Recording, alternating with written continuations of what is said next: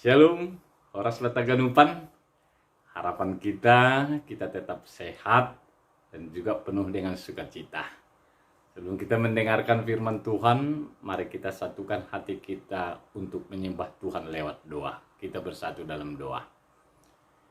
Ya Allah Bapa di surga, kami naikkan syukur atas kasih karunia-Mu yang telah memberikan hari yang indah dan juga boleh kami nikmati sehingga pada sore menjelang malam ini juga kami bisa dalam keadaan sehat. Oh Bapa di sorga, kami akan berjumpa dengan Tuhan lewat doa, nyanyian, dan firman-Mu. Lewat kumpulan seksi inang GKPS Tambun. Mari Tuhan sertai kami, berkati kami lewat penelan Alkitab pada sore hari ini. Sehingga benar-benar buat kemuliaan nama Tuhan dan juga menambahkan iman percaya kami kepada Tuhan. Inilah kami Bapa, kami telah siap untuk mendengarkan firman, kiranya Tuhan berkati kami semua. Dalam nama Tuhan Yesus kami berdoa dan mengucap syukur. Amin. Shalom. Tuhan berkati kita semua ya. Mari kita buka Alkitab kita dari kitab Yesaya pasal 6, dimulai dari ayat yang pertama sampai ayat yang ke-13. Kami bacakan dan kita ikuti masing-masing dalam hati dan pikiran kita. Yesaya mendapat panggilan Allah. Dalam tahun matinya Raja Uzia, aku melihat Tuhan duduk di atas tahtanya yang tinggi dan menjulang, dan ujung jubahnya memenuhi bait suci. Para serafim berdiri di sebelah atasnya, masing-masing mempunyai 6 sayap. 2 sayap dipakai untuk menutupi muka mereka, 2 sayap dipakai untuk menutupi kaki mereka, dan 2 sayap dipakai untuk melayang-layang. Dan mereka berseru seorang kepada seorang, katanya, Kudus, kudus, kuduslah Tuhan semesta alam, seluruh bumi penuh kemuliaannya. Maka bergoyanglah alas ambang pintu disebabkan suara yang berseru itu, dan rumah itu pun penuh dengan asap. Lalu kataku, celakalah aku binasa, sebab aku seorang yang najis bibir, dan aku tinggal di tengah-tengah bangsa yang najis bibir. Namun mataku telah melihat sang Raja, yakni Tuhan semesta alam. Tetapi seorang daripada serafim itu terbang mendapatkan aku. Di tangannya ada bara yang diambilnya dengan sepit dari atas mesbah. Ia menyentuhkannya kepada mulutku serta berkata, Lihat, ini telah menyentuh bibirmu, maka kesalahanmu telah dihapus dan dosamu telah diampuni. Lalu aku mendengarkan suara Tuhan berkata, Siapakah yang akan kuutus? Dan siapakah yang mau pergi untuk aku? Maka sahutku, ini aku, utuslah aku. Kemudian firman-Nya, pergilah dan katakanlah kepada bangsa ini, dengarlah sungguh-sungguh tetapi mengerti jangan. Lihatlah sungguh-sungguh tetapi menanggap jangan.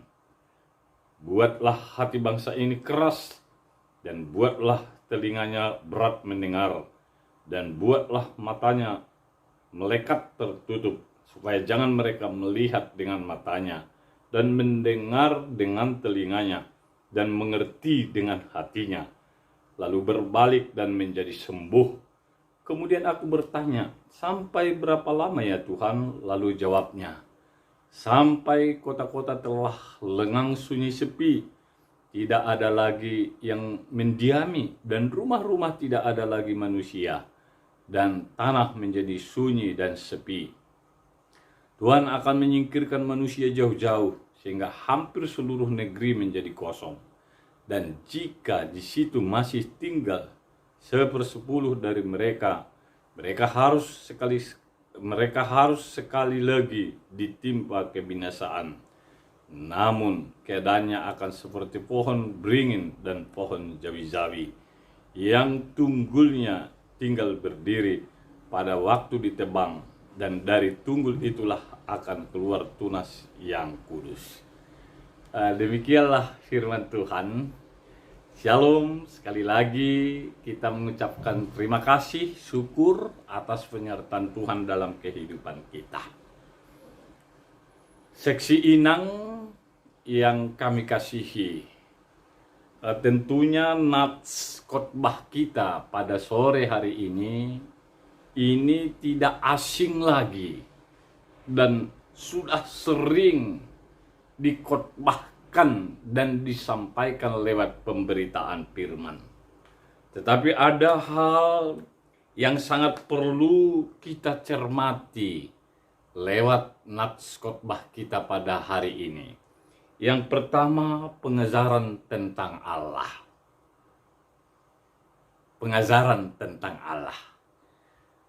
Seksi Inang yang kami kasihi, tentunya dari pengajaran pengenalan akan Allah, ini akan menentukan sikap kita untuk menyembah beribadah kepada Dia. Inilah yang menjadi dasar, dan ini juga yang menjadi kekuatan dasar bagi kita untuk setia menyembah Tuhan kapan dan dimanapun kita berada. Karena memang saat ada kerinduan kita untuk mengenal, untuk memahami, dan juga untuk mengerti akan kekudusan Allah dalam kehidupan kita, di sanalah kita mampu melihat peran serta Allah itu dalam kehidupan kita. Nah, tentunya kalau kita lihat lewat nats kita ini, kalau dalam ayat pertama jelas disebutkan di sini bahwa tahta yang tinggi dan menjulang dan junjung jubahnya memenuhi bait suci, dan dia bersama-sama dengan serafim, artinya malaikat-malaikat Allah, itulah digambarkan keberadaan Allah menurut pemahaman Yesaya dalam penglihatannya di bait Allah. Tentunya ini harus kita pahami juga. Kalau kita artinya memahami, mengalami perjumpaan dengan Tuhan, ini akan memberikan sesuatu pengertian. Kalau Yesaya jelas mengatakan bahwa Tuhan Raja alam semesta dan Allah yang kudus, dan dia telah mengalami perjumpaan itu secara pribadi, maka dia menyadari, dia juga mengenal siapa dirinya. Ketika Allah yang dipahaminya, yang dikenalnya, memperkenalkan diri bagi dia.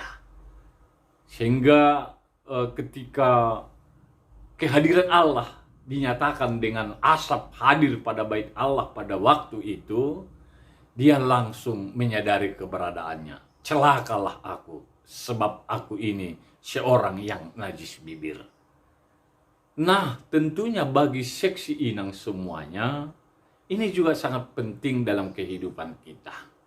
Pengenalan kita akan Allah, perjumpaan kita dengan Allah secara pribadi, ini akan memberikan dampak yang cukup luar biasa mempengaruhi kehidupan kita. Pertama sekali, kita disadarkan kapan dan di mana keberadaan kita di hadapan Tuhan. Nah, tentunya kalau kita melihat dengan jelas, di sanalah kita datang kepada Tuhan, memohon dan meminta penyertaan dan pengampunan dosa. Ini yang pertama. Yang kedua, pengenalan kita tentang Allah harus juga dipahami. Kita harus sadar bahwa kita adalah orang-orang berdosa. Nah, kita adalah orang-orang berdosa. Disebut dalam ayat 5 ya. Maka sekarang aku mau memberitakan kepadamu apa yang hendak kulakukan kepada. Ayat 5 saya ulangi.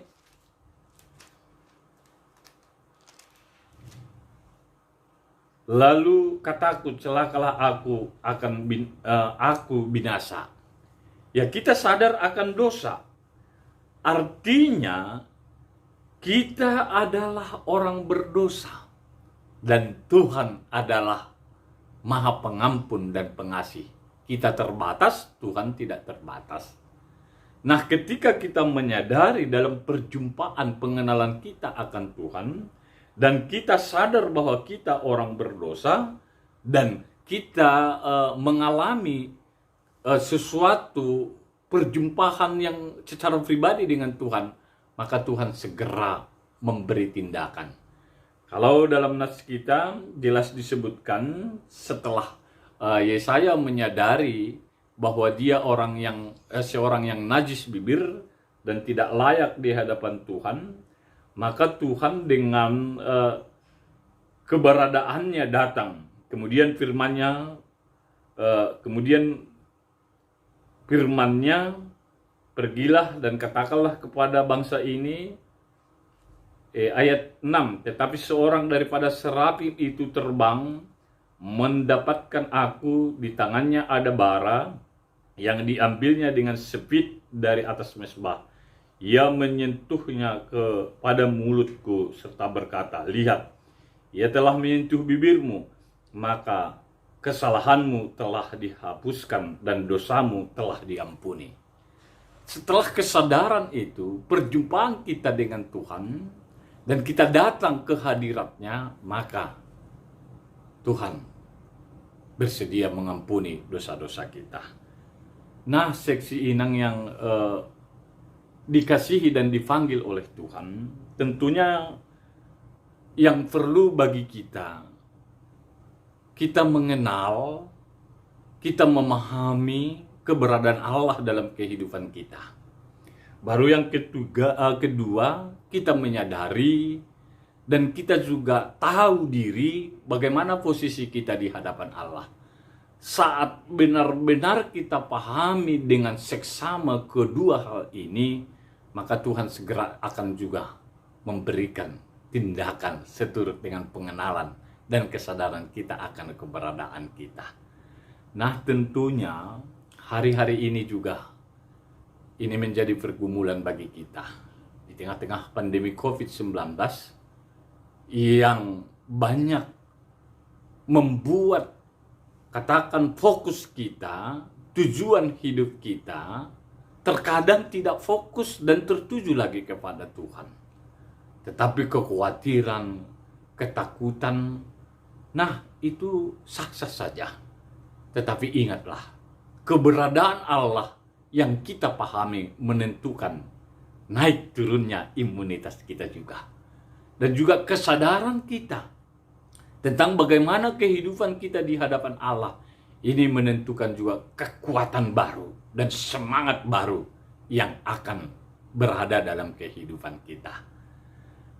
Baru yang berikutnya, khotbah kita ini juga, penelahan Alkitab ini berbicara tentang hamba Tuhan dan pelayanan.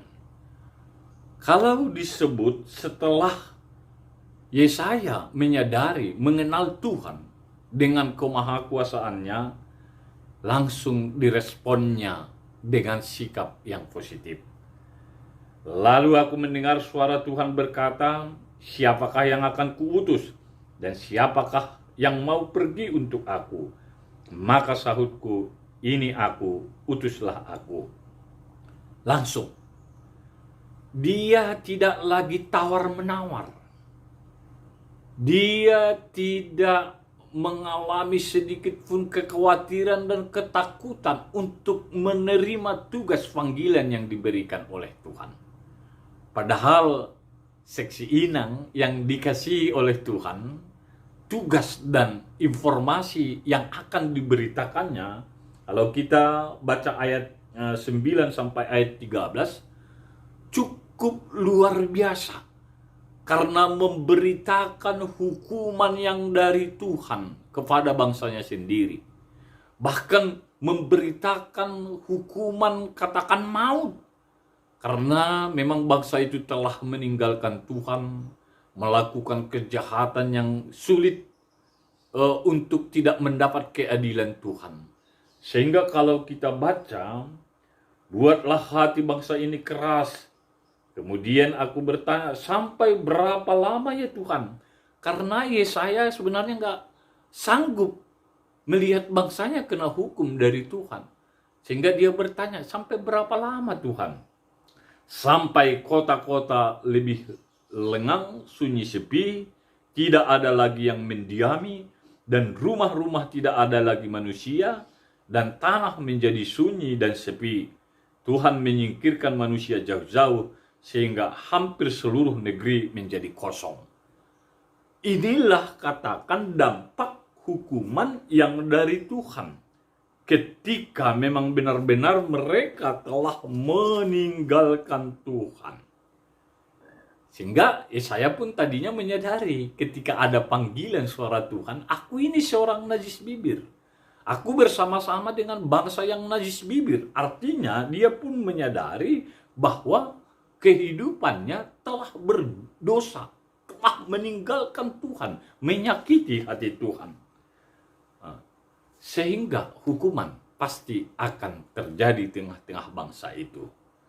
Tetapi yang perlu kita cermati bukan soal katakan hukuman ini ya, bagi orang-orang kalau kita lihat dari gimana Yesaya mengenal Tuhan dan menyadari keberadaannya, Tuhan juga segera memberi pengampunan.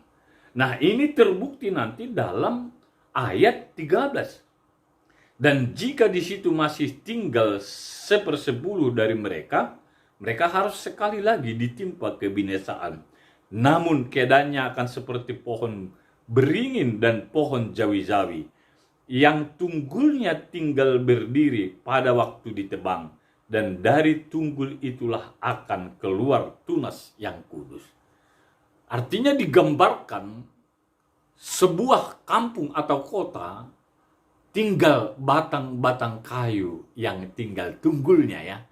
Tapi dengan kuasa Tuhan, dengan kasih karunia Tuhan, dari tunggul inilah lahir tunas yang baru.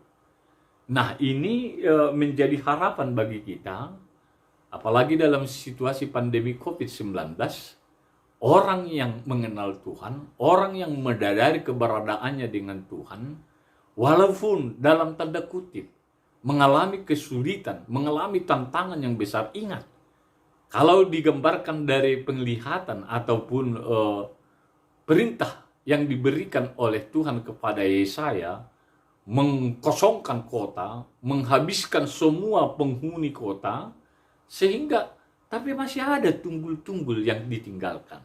Dari tunggul inilah keluar tunas yang baru. Artinya apa seksi inang yang dikasihi oleh Tuhan? Tentunya sangat berharga, sangat dihormati, dan juga sangat bernilai tinggi di hadapan Tuhan.